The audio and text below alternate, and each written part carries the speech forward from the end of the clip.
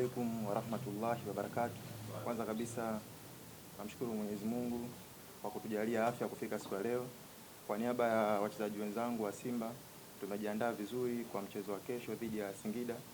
Tunajua utakuwa ni mchezo mgumu kwa sababu Singida na timu nzuri na wana benchi la ufundi zuri, lakini sisi kama wachezaji tumefuata kile ambacho mwalimu amekizungumza kwenye uwanja wa mazoezi kuhakikisha tunapata pointi 3 kesho inshallah. Inapokutana Simba na Singida haiwezi kuwa mechi rahisi. Tunajua inakuwa ni mechi ngumu.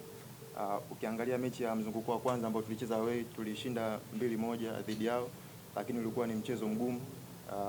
Wana timu nzuri kama nilivyosema awali na wana benchi la ufundi nzuri na approach yao pia inakuwa ni nzuri.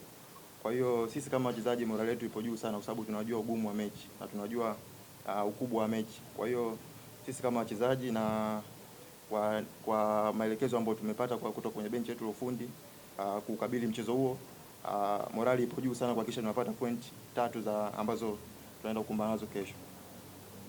Kwa upande wangu naweza kusema no pressure kwa sababu sisi tunachokiangalia ni kuwin kila mechi ambayo tunacheza kwenye ligi kuu. Zimebaki mechi 2. Jukumu letu sisi ni kupata pointi 6.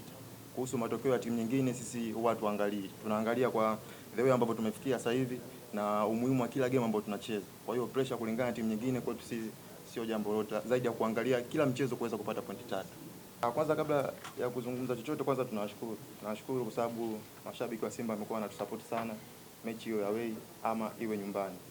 100% wanakuwa wanatusupport sana katika kila kipindi ambacho tunapitia. Kipindi cha changamoto na kipindi pia cha furaha wanakuwa kwa pamoja na sisi.